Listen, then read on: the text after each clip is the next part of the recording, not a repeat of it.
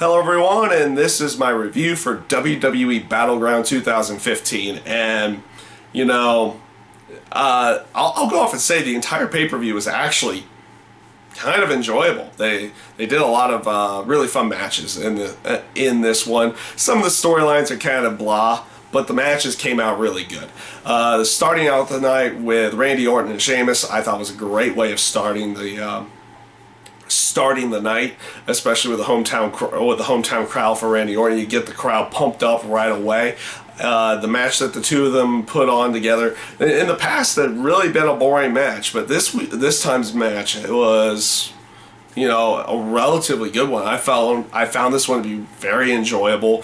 They kind of did a few different things here and there from their typical type of matches that they've had in the past. So I felt like this particular one had come off really well, and I won't say it was a fresh matchup by any stretch of the imagination. They've done this one almost to death, but at least this one was enjoyable to watch, and we'll see where they go along with that. I don't think they're gonna have them kind of finish where they're going with finish with this storyline in any way, shape, or form. So we'll see where they go with that. Up next was the Primetime Players going up against the New Day. Again, really fun match between the two of them. I actually kind of like the build that they had been doing going into the actual pay-per-view itself. I felt like they made it too blatantly obvious that it was going to be Primetime Players. Even though, you kind of feel that they would keep the belts on, they wouldn't take them off of them after a month of having them. So... Sorry, I had to clear my throat a little bit.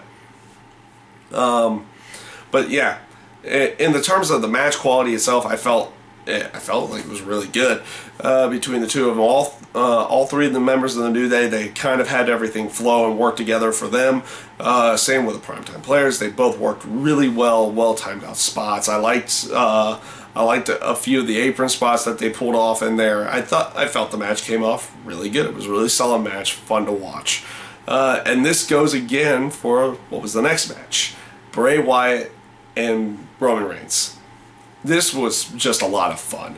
The two of them worked I wouldn't say particularly well. They worked extremely well together. I liked how they worked throughout the entire match. It kind of told the whole... it didn't really tell the whole story of them going with Bray saying that anybody but you. You kind of get what they're going with there. He's trying to get his followers to...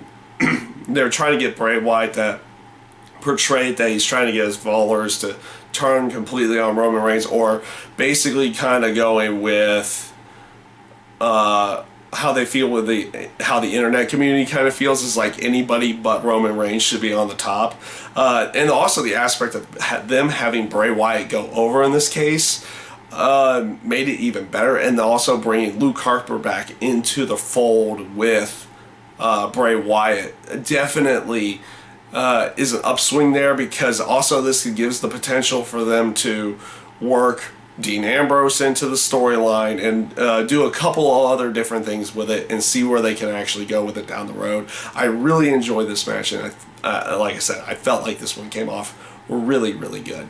Next up was the Divas Triple Threat match that they made through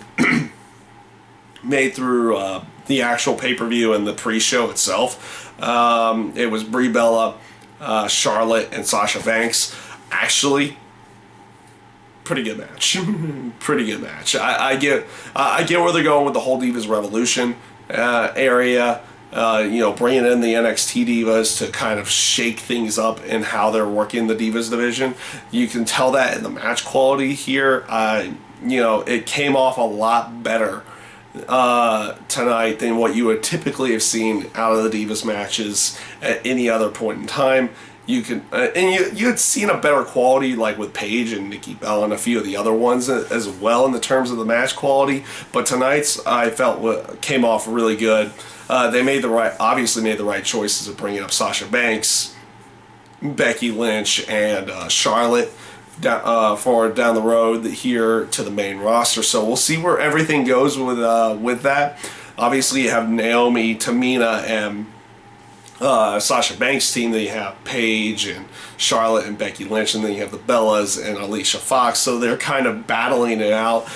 Good to see that they decided to also go with one of the NXT divas getting the win, and also not having one of them take the fall in this case. I feel that was probably the best way of doing it. You don't want people to feel like they're making one of them weak at this point by actually getting pinned or submitted in the match yet. So we're going to see where they go with this whole Divas Revolution storyline down the road. This triple threat match was actually pretty good, so it's kind of looking up at this point in time. So we'll see where they go with it. Up next was John Cena and Kevin Owens. I've said it the last 2 months, and I'm going to say it again. It was a great match. They put on great matches. They just do. And they actually make them feel different each time, which is the other crazy thing about it, is that, it doesn't feel like it's the same match over and over and over again. They put on great matches, but it feels like they're putting them on in a different way, different light, and it just comes off really, really good. And I did particularly like this one. I'm not 100% over on the aspect of Cena going over in this case, but it's not a horrible, I don't find it to be a horrible thing in the end, but it would have been also kind of nice if they put Owens over in this case to try to get him into, him with the title, and also kind of keeping momentum going for him. Though, like I said, great match. They made Owens look great. They made Cena look great. Overall, both guys looked extremely good inside of this match, and it just came off really well. In this case, as it has the last two, throughout the entire time. And it just, like I said, it kind of told the story of the match. The match itself kind of told the story. It was like both of them didn't want to lose, and eventually it was just one got caught in the end. And that's how pretty much the other kind of matches have been going. So, again, they put on a great match. You can't deny it. Probably one of the better matches, again, that you'll typically, I wouldn't say ever see, but you'll probably see this year. Just going to say on that. Now, this brings me to the Miz segment, where he was talking about his canceled match with Big Show and Ryback, basically running him down, and relatively good promo there. Like the aspect of Big Show just coming out, not really uttering a word, just he let Miz talk his trash, he walks out, knocks him out, walks away. Not a bad way of going off and doing it, and a good promo by the Miz as well. We'll see what they decide to do with that when Ryback does come back in this case. So we'll see where everything goes with that down the road, and again, we'll see if they still are doing the triple threat match or whatever they're going to be doing down the road. You don't expect Ryback to be gone for too terribly long in this case. So like I said, we'll see where everything goes. So this brings me to the main event, which was Brock Lesnar, Seth Rollins, and pretty much what you kind of expected out of this one. Very little back and forth in there. Lesnar kind of dominating most of the match. The aspect of and you felt like that they weren't going to actually have Brock Lesnar win the title in this case, but it was going to be a matter of how they decided to do it. And the aspect of The Undertaker coming back to prevent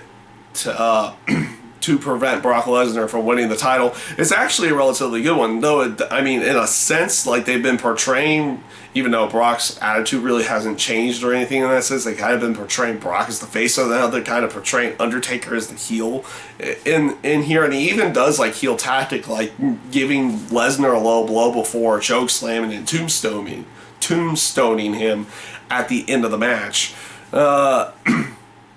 Overall, like I said, great way of building Lesnar as an unstoppable force, only to be or kind of like an unstoppable force, but like a crazy, more of a crazy beast.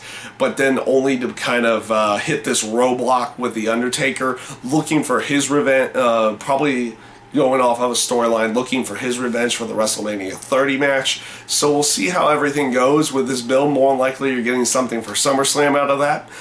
And like I said, overall, I actually enjoyed this pay-per-view. It came off relatively well. It'll be interesting to see, because the way The Undertaker looked, and he looked this way also at WrestleMania 31, he looks extremely old. Like older than what he had done in the past years. So it'll be interesting to see. I'm going to hold off judgment on it, because, like I said, he looks extremely old now. But if he can still kind of move around like he was doing, and put on an entertaining match, or put on entertaining segments in any way, I'm not going to be too worried about it, because in the end, like I said, Undertaker's always been a favorite character of mine. I just don't want to see him out there. It's one of those areas you don't want to see him out there not being able to perform in a way that you would want to see. And like I said, we'll see how everything goes. It's the first time he's appeared before WrestleMania for quite some time now. So, like I said, we'll see how everything goes with this one. It should be an interesting one. Paul Heyman will probably put on some very, very entertaining promos leading into the match, and we'll, of course, probably get something from The Undertaker. Maybe they'll set up some kind of brawl or something in this sense going into the match itself. So we'll see how they set up the Undertaker-Brock Lesnar match going into SummerSlam, because that's where it's looking like it's going at this point. So I'm assuming that's where they're going to go with it. Overall, like I said, the pay-per-view I felt was a relatively good one. It was actually fairly entertaining. The matches were good. They were fun to watch. Like I said, some of the storylines I kind of wasn't into, but at least the matches came out entertaining in some way, shape, or form.